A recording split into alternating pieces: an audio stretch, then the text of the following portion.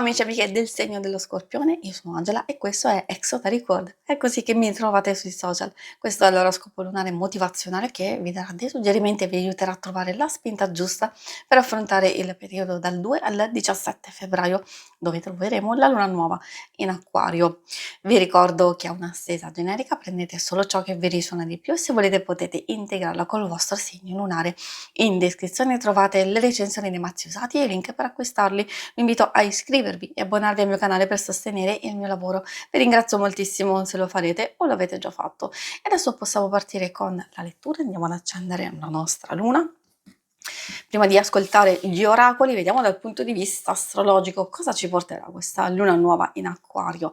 Nel periodo dal 2 al 17 febbraio sentiremo maggiore ottimismo, più fiducia, ispirazione, entusiasmo, desiderio di libertà e indipendenza. Alcuni progetti ambiziosi potrebbe avere una spinta maggiore o quantomeno è possibile pianificare, studiare, valutare attentamente alcune cose, e poi possibilità di allontanare da noi quello che non ci fa stare bene, quindi sentirci più leggeri, quindi allontanare pregiudizi, critiche, negatività, eccetera.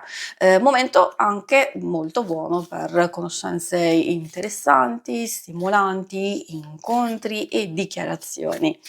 Poi di contro dobbiamo fare attenzione a una forte sensibilità alle emozioni troppo forti e sprecare le nostre energie in cose inutili, rischio di esplosioni di rabbia, di irritazione e alcune aspettative potrebbero non essere soddisfatte pienamente. E adesso partiamo proprio con la vostra lettura.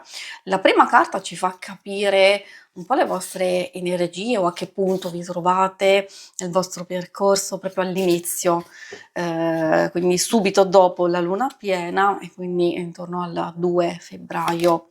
C'è la carta Arturo, molto particolare perché si riferisce a un guardiano e quindi che in realtà potremmo avere sia a sostegno innanzitutto dai legami più stretti, quelli più vicino a noi, magari una persona in particolare. E poi ci dice che se noi spesso non chiediamo aiuto e vogliamo fare da soli, magari questo è il caso in caso di necessità, di rivolgersi diciamo a qualcuno di fiducia e che sapete che vi può proprio sostenere e aiutare sia come un conforto, anche per le questioni un po' più pratiche.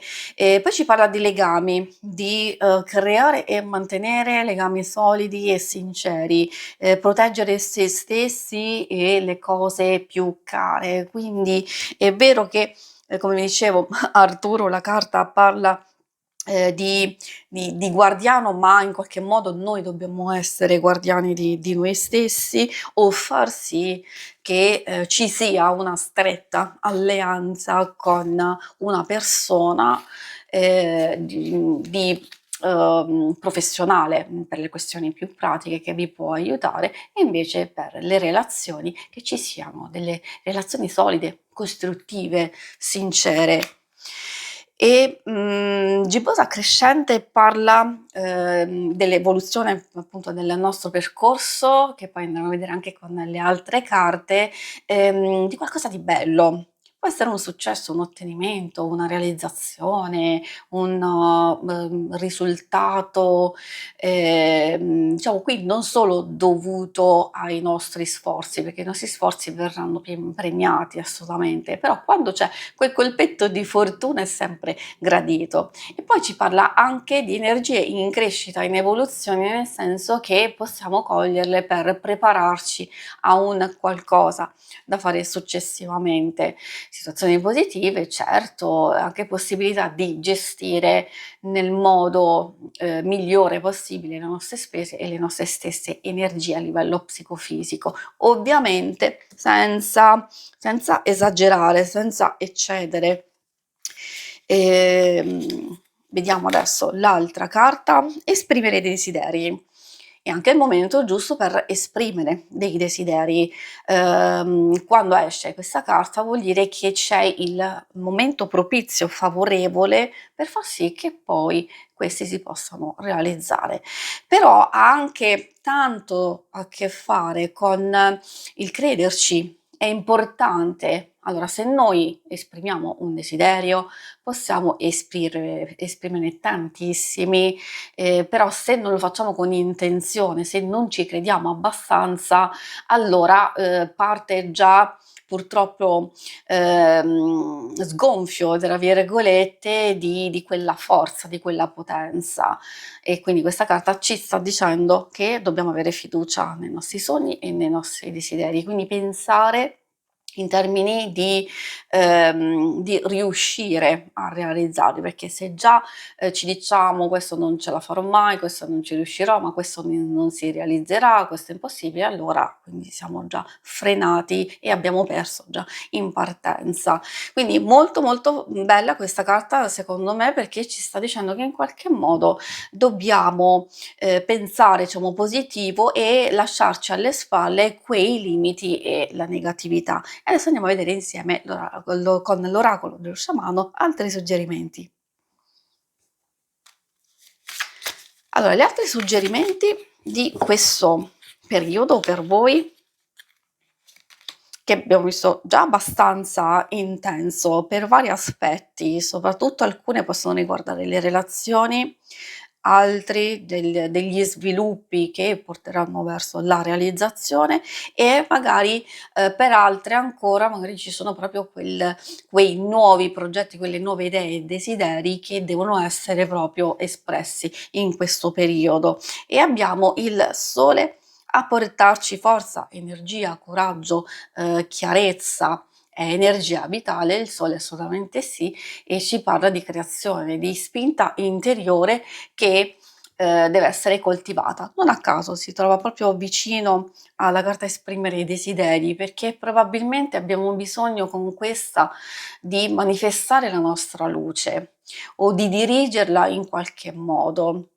Parla tanto di potere creativo, di uscire dall'ombra con coraggio e quindi avere un'espressione attiva. È bello quando ho letto anche i significati nel libretto dove c'era scritto uscire dal letargo, diciamo bellissimo, forse è anche il momento adatto proprio per uscire dalla nostra zona di comfort e muoverci. Il mago della pioggia ci dà quell'indicazione in più, nel senso che noi abbiamo la possibilità di manifestare, di realizzare, e possiamo farlo in modo, anzi dobbiamo farlo in modo consapevole, e quindi agire effettivamente, compiere un atto creativo. Io non mi riferisco solo alla creatività, all'arte, magari sì, se si tratta di muoversi in un ambito artistico, ok, è perfetto, ma atto creativo intendo agire, cioè creare qualcosa, fare, diciamo muoversi, e quindi dobbiamo essere un po' noi il mago che fa piovere occasioni, e quindi si muove per andarle a prenderle e a trovarle, quindi di essere noi stessi gli artefici del nostro destino, seguendo anche le fasi lunari. Ed effettivamente, come facciamo in questa lettura, a conferma di ciò, la carta la luna ci dice di connettersi al ritmo lunare e quindi seguire, diciamo, le varie indicazioni, trovare un equilibrio tra riposo e il muoversi, cercare di non forzare le cose, proteggere se stessi, le cose più care, anche dove noi vogliamo mettere la nostra stessa energia, il cuore e il nostro impegno, e allora facendo così si otterranno dei splendidi risultati. Si conclude qui la lettura, vi ringrazio per avermi seguita. Se volete, in alto a destra trovate il logo per iscrivervi al canale, mentre in basso trovate le schermate per vedere il vostro oroscopo mensile e quello settimanale. Alla prossima, vi auguro una buona luna, ciao!